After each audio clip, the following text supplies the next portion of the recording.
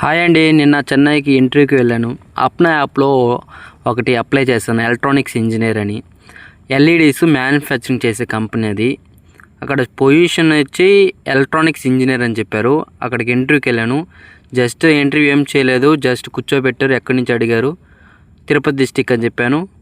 తర్వాత ఒక ఎగ్జామ్ పెట్టారు. ఆయన ఏం చెప్పాడంటే తమిళ్లో, జస్ట్ ఊరికే రాయి, నీకు ఇష్టం వచ్చిందని చెప్పాడు. రాశాను. వెంటనే మండే జాయిన్ అవుతావా అని అడిగాడు. ఓకే సార్, జాయిన్ అవుతానన్నాను. ఆయన 6 months ట్రైనింగ్ ఉంటుంది. ఈ 6 months ట్రైనింగ్ పీరియడ్లో 15,000 ఇస్తాము.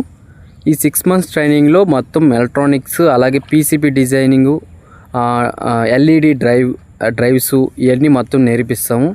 ఆ తర్వాత నీకు ఇష్టం వచ్చిన ఫీల్డ్లో నువ్వు వెళ్ళొచ్చు. పీసీబీ డిజైనింగా లేకపోతే ఎల్ఈడి డ్రైవ్సా అని చెప్పాడు. ఆలోచిస్తూ ఉన్న మండే జాయిన్ అవుదామా వద్దని. ఏం అర్థం కాలేదు ఫ్యూచర్ ఎలా ఉంటుందో. మరొక విషయం ఏమిటంటే, ఆఫర్ లెటర్ ఏమీ ఇవ్వలేదు. నేను వచ్చేసిన తర్వాత ఆఫర్ లెటర్ కూడా అడిగాను, ఓకే అన్నాడు. కానీ మెసేజ్లో ఏం రిప్లై, ఏం రెస్పాన్స్ ఏం రాలేదు.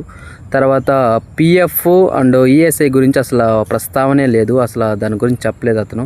నేను కూడా అడగడం మర్చిపోయాను. అసలు ఉందో లేదో కూడా మెన్షన్ చేయలేదు ఆయన.